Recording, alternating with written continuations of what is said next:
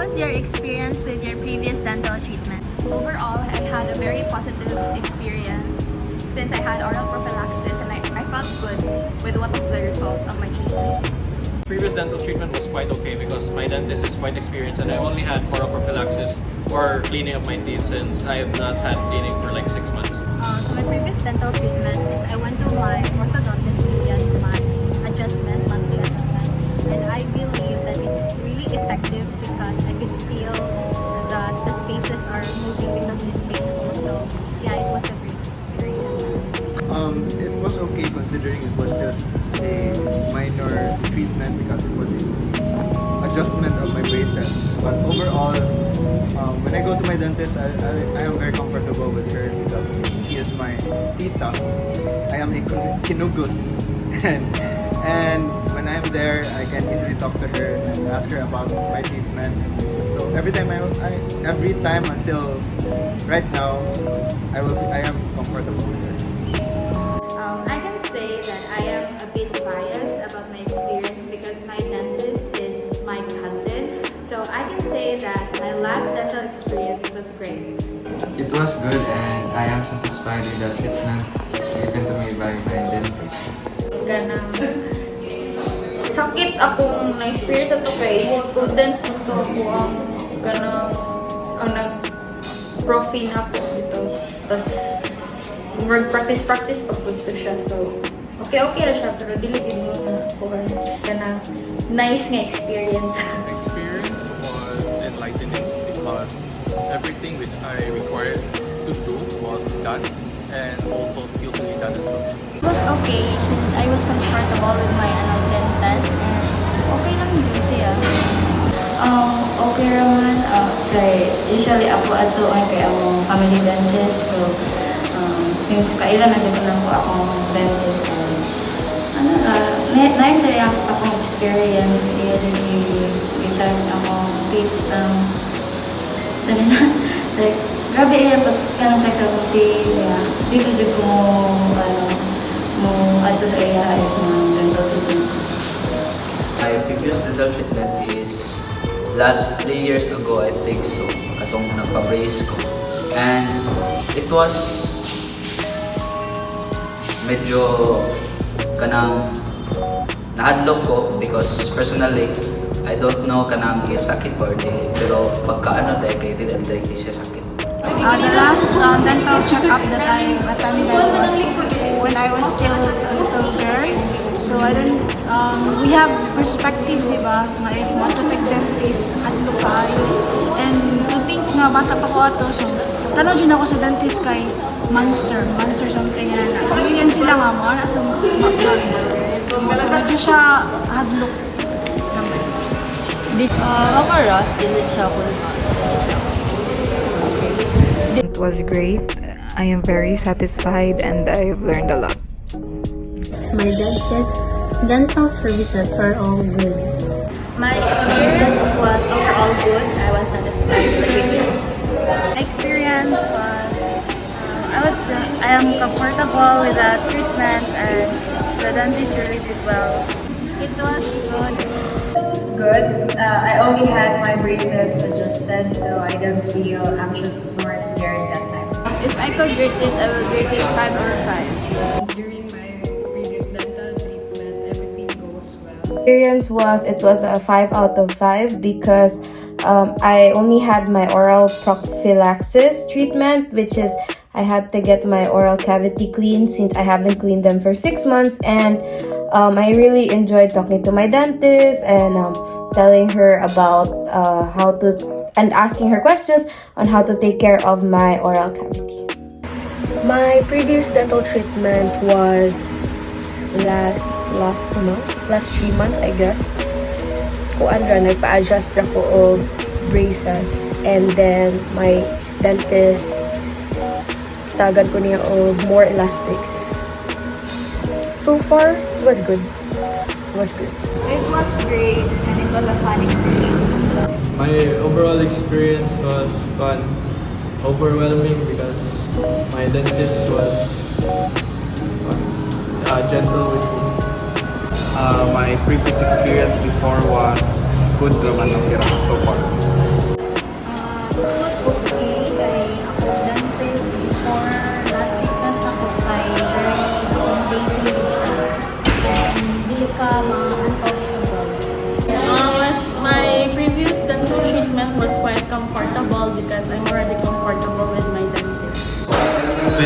traumatic because it was a very complicated case. Extracting my back molar and its roots are somewhat bulbous. My previous treatment went very well and I was satisfied with the service. Okay lang naman yung treatment nung pabunot sa akin, tsaka mabilisan lang naman yung My experience in my last dental treatment met my expectations. It was a good experience. I think my last dental treatment went well because I felt comfortable and since then I'm already not afraid to voice out my opinions. My experience with the previous dental treatment, I feel good. My previous dental treatment, I was a bit unsatisfied. My experience from my previous dental treatment was good because I had my oral prophylaxis or cleaning in my practice. It was an amazing experience. It was cool ba, but at the same time relieving. Kaya the treatment was called odontectomy or the removal of third molar. Nya, ang akong ipon ato nga time kay it was painful and it was kanang maka-affect siya sa TMJ niya. Mo to gipa-remove lang ko. So, after sa treatment, murag na-relief ang pressure sa akong TMJ. Did your dentist contribute anything to make you feel that way? My experience in my previous dental treatment was very good and satisfactory. And I could really say that my dentist, the dentist that I had, was very good and skilled in her profession. My dentist really knows how to make me feel comfortable during my dental treatment. Did your dentist So, based on my experience, katong last nagpa-dentist ko kay okay raman siya kanang approachable ra kayo ang dentist. Yeah. Kuan gaana kayo ya. I only got my tooth removed, but overall it was very pleasant actually. It was great. Because my dentist was very good and also I could say that her clinic is clean and organized. That's why I guess I could say that it's good. It was fine. It was good. It was okay. It was nothing really new. I just got an oral prophylaxis, and as I've already established a relationship with my dentist, it was nothing really new to me. And there was With my previous dental treatment, it was good. It was fun because my dentist was very accommodating and he always tried to talk about my experience as well. If all the experience I had before with her was okay,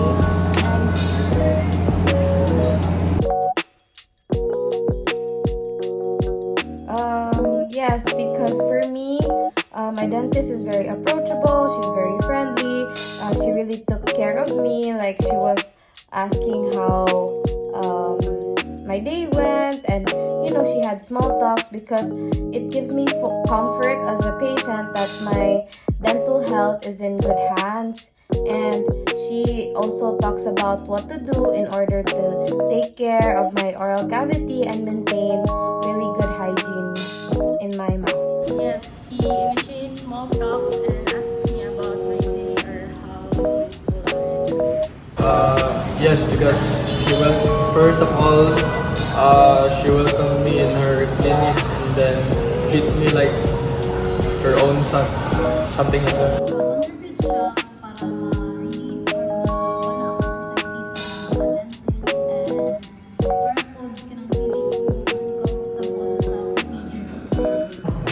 Yes, the dentist initiated a conversation with me, which made me feel comfortable and calm throughout the treatment procedure. Why? Yes, my dentist is a people person and she is very talkative to me. And she asks me a lot of questions, therefore I can answer with ease, and she's also very calming in terms of getting to know the patients, and she acts like she's interested, which I think she is, but I assume she is, but yes. Yes,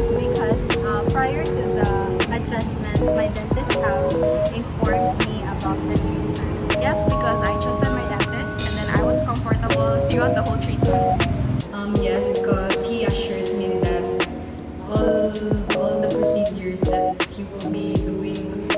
He will be doing. Make sure that I will feel more comfortable and. Yeah, my dentist played actually a very big role in maintaining my oral health, since he gives me more advice in how to maintain it and how to also clean it efficiently. Like dentist contributed in a way that she spoke to me softly and she addresses my concerns in a private setting. Yes, by explaining to me kung masayang buhatan sa ako ang oral.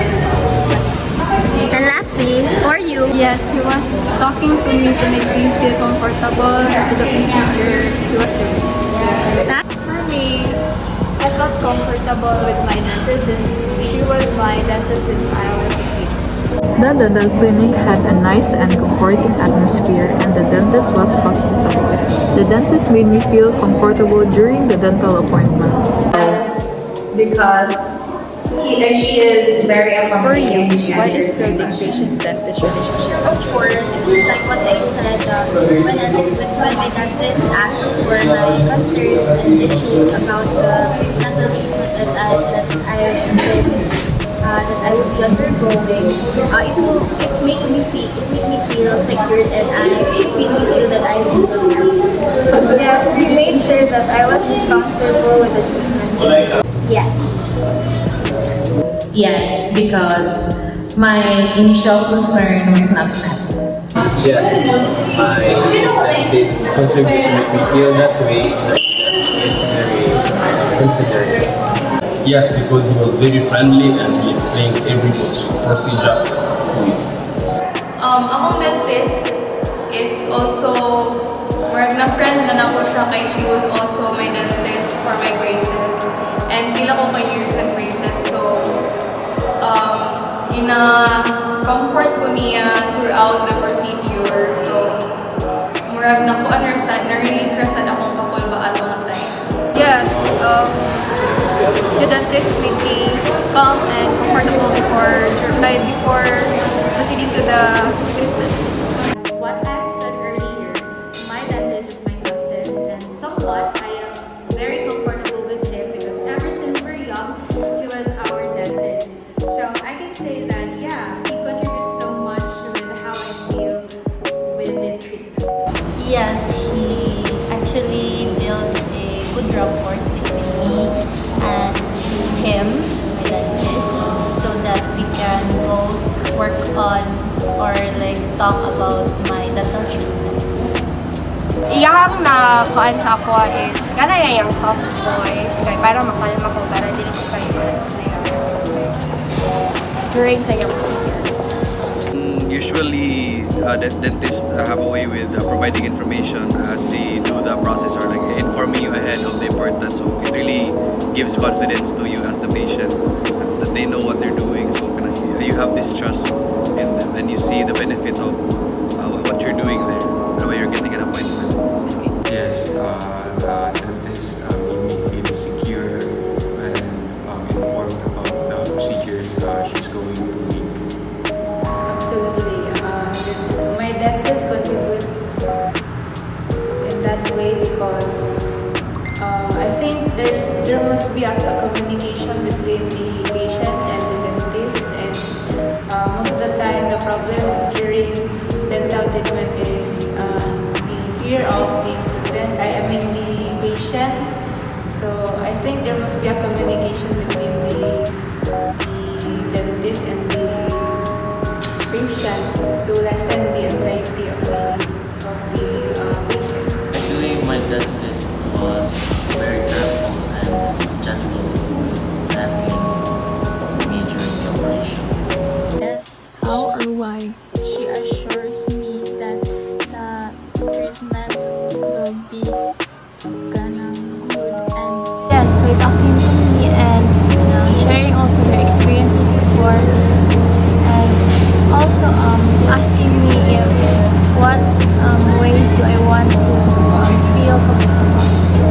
Yes, he contributed in that way as he was catering to my needs and ensuring sure that was comfortable with not only the surroundings but also the price point as well before any treatment commenced. Yes, my dentist was the biggest contributor of why I feel that way. Because during my previous treatment, my dentist was like a friend where she would make me feel comfortable, relaxed, and relieve my anxiety before the procedure. She would teach me stuff or educate me of how I should take care of my teeth and how things should be done when it comes to oral health. Yeah, nakatabang yun. Yung pagka-friendly, comfy ako. Because kung ato ang dentist, kailangan kayo problem sa inyong mouth, sa inyong teeth specifically. So, nagbutnot mo akong teeth ato since bata pa, like sweets. So, the dentist pull out the tooth that have cavities or has cavities. So, it relieve the pain.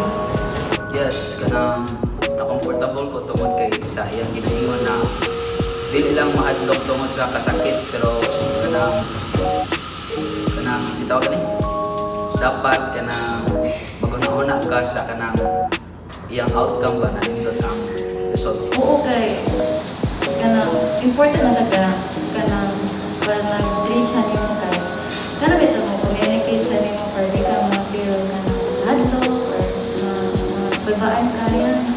So okay ra akong experience at the time. Kanang na-boost akong self-esteem because of kanang the way siya nga mo kuan. The way like ang pagbuhat bitaw niya sa iyang like procedure tingana.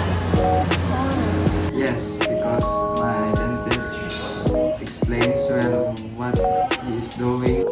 Kulbaan ko to siya bitaw then kanang more of me student kasi kanang nakasabot ra pud gyapon ko so na inana outcome ato kay dili ko to siya ingon kanang hero na gid kay siya so Yes, she explained well the procedure and that made me feel more relaxed. Yes, I was able to tell my dentist how uncomfortable my tears were and made some adjustments about it. Did your dentist contribute anything to make you feel that way? How or why?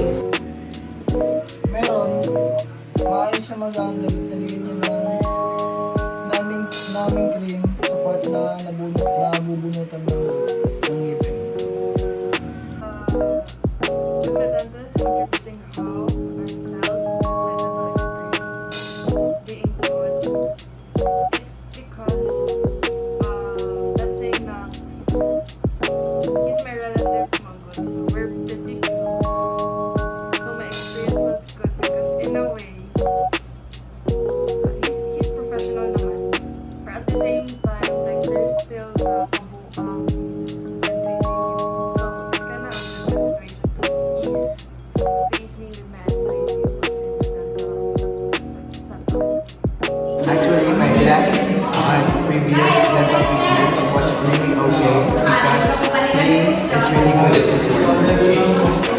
My dentist taught me on what or how the procedure goes, and he always assures that the procedure will be okay. Yes, kay the dentist is good niya kanang comfortable ko niya kay why siya magdilig. Yeah, she did. Whenever man to ko dito siyang clinic, I feel like comfortable siya kaayo kay since kaila raman sad and then dito na sad ko sukad pa atong grade 11 pa ko and my mom also and dad dito na pud sila and pati akong sister dito na pud sila nagapa-clinic. Si Doc kay very kuan kayo maayo jud si Doc. Wala kayo makasulti basta maayo jud siya. Mora. Yes, of course, because I just like what I said earlier that her skills in dentistry is very good and satisfactory. Yes, because for me, my dentist is very approachable. She's very friendly. She really took care of me. Like she was asking how my day went and she had small talks because it gives me comfort as a patient that my dental health is in good hands. And she also talks about what to do in order to take care of my oral cavity and maintain really good hygiene in my mouth.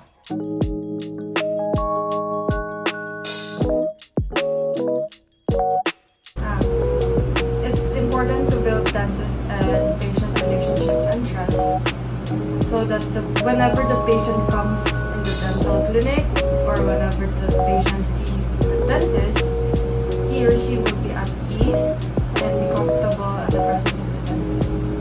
Ay, importante dahil para mabawasan o maiwasan ng pasyente ang kaba sa oras na bubunutan siya at para maayos din siyang mabunutan ng dentista. Having good relationship and trust with your dentist can help you be more comfortable so that you can tell your dental problems. Ako kay importante siya nga may trust between sa patient ug sa dentist bitaw kay murag dira maka-gain og confidence ang patient nga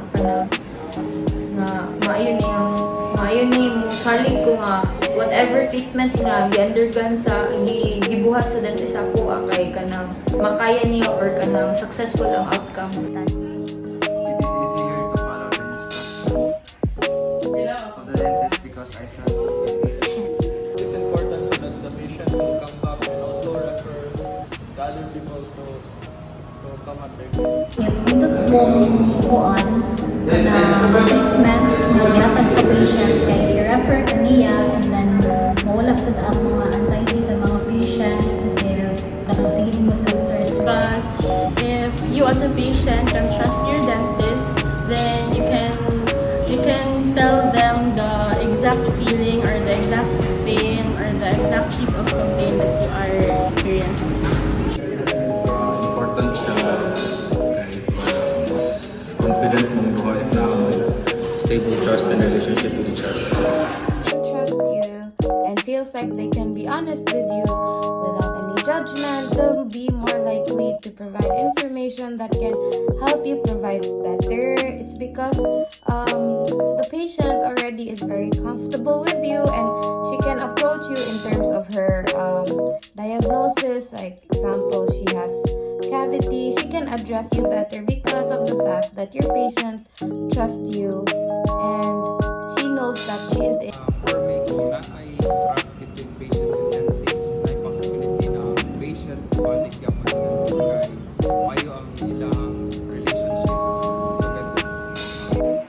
Building the trust and a good relationship towards the patient and the dentist is a must, no? Is a must. Of course, the dentist dapat kabalo siya ug unsay ang gibuhat.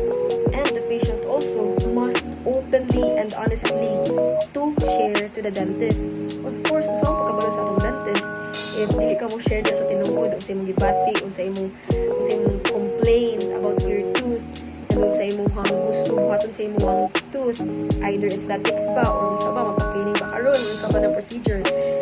And of course, your dentist dili na sila diretso mo proceed na sa inyong treatment, but ilahing i-consider imuhang form. So lang taon pa lang form before sila mo proceed sa ilahang alternative treatment. So alternative treatment or your treatment plan. So una, importante gyud ang trust and the good relationship towards your dentist. Kana lang. Trust important. It is important because having a good relationship between patient and then dentist will make the procedure smooth sailing. Most important thing to make the procedure or treatment be done perfectly and accordingly is through patient education.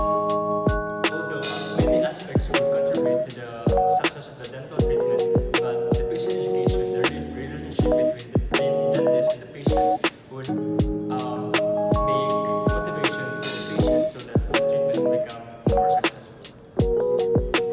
It is important because it will help the patient feel comfortable with the procedure and he or she will be relaxed. Thank you. It is important important to have a good relationship between the dentist and the patient in order for the treatment to be successful. Successful in a sense that good rapport and it establishes a good rapport between the dentist and the patient, and it establishes a calm and comfortable environment. It is important because trust is everything in the dental business.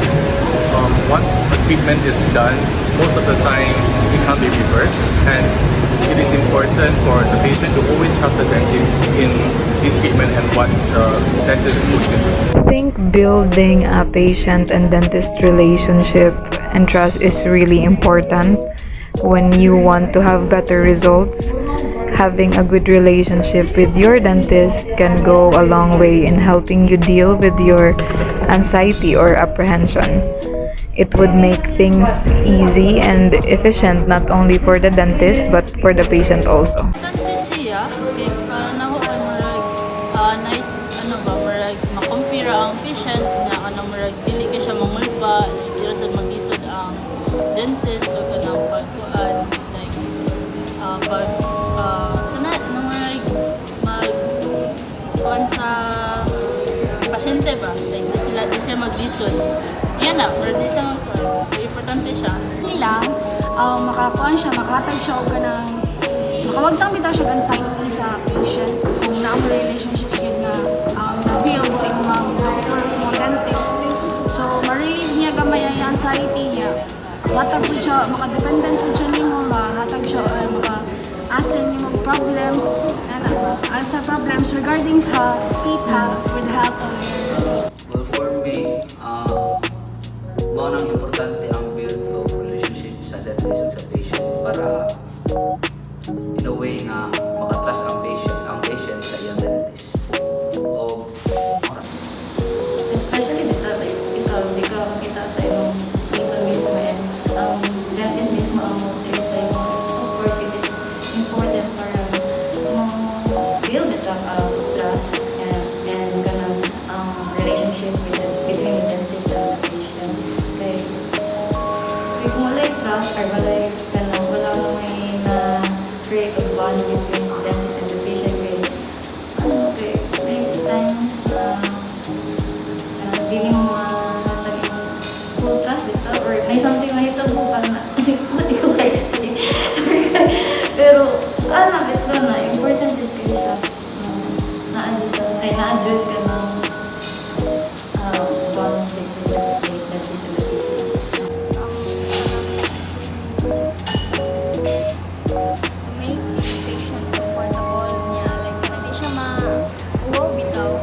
Okay ra sad ang kanang ang while kanang kuan ang dentist niya kanang kuan sa procedures niya kaya nang okay ra dili ma-awkward ang patient nga muna need ang patient o dentist na kuan relationship. It's important to build trust because it will also build patient confidence, and that will improve the outcome of the treatment. Because it keeps makes the environment safe for the patient. I believe that a healthy dentist and patient relationship enables me to be comfortable to my dentist, and through that I'm able to tell him what I want and to tell him that I want this kind of result. For me, trusting my dentist is important because that way I feel comfortable sharing what I want for my treatment, for yeah. Speaking from the perspective of my siblings, ever since I was a young kid,